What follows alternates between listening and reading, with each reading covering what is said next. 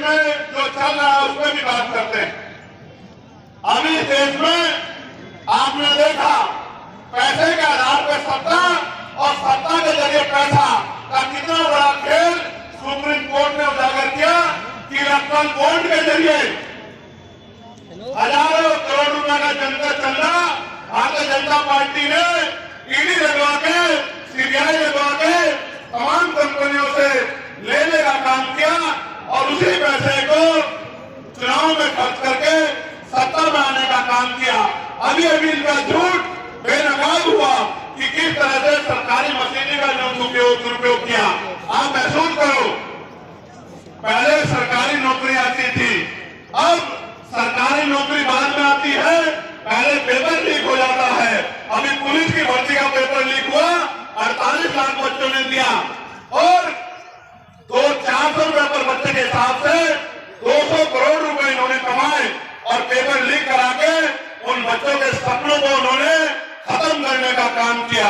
इसी तरह से 69,000 शिक्षक भर्ती में 20,000 पदों पे आरक्षण का घोटाला करके पिछली भारतीय जनता पार्टी की जो उत्तर प्रदेश की सरकार और उनके मंत्री ने किया।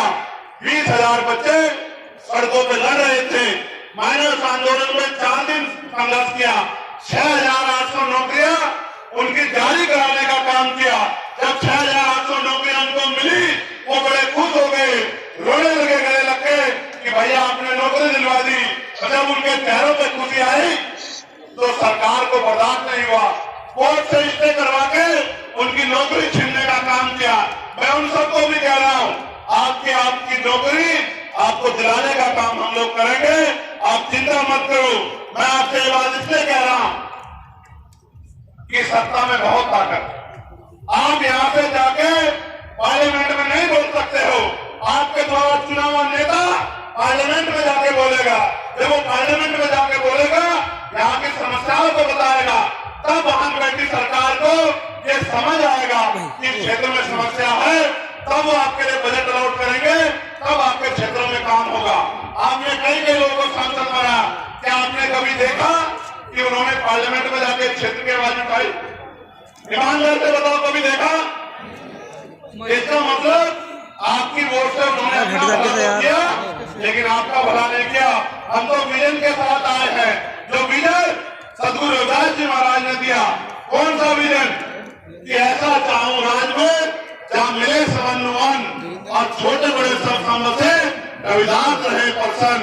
कि राज ऐसा होना चाहिए जहां कोई छोटा बड़ा ना हो, जहां कोई ऊंच नीच ना हो, जहां कोई भेदभाव ना हो, जहां किसी बहन बेटी का अपमान ना हो, किसी को खाने के लिए अन्न की दिक्कत ना हो, सर ढकने के लिए कपड़े की दिक्कत ना हो, सर ढकने के लिए छत की दिक्कत ना हो, पीने के लिए साफ पानी की दिक्कत ना हो, किसी बहन बेटी का अपमान ना हो, किसी की हत्या ना हो, सब लोग खुशहाल हो।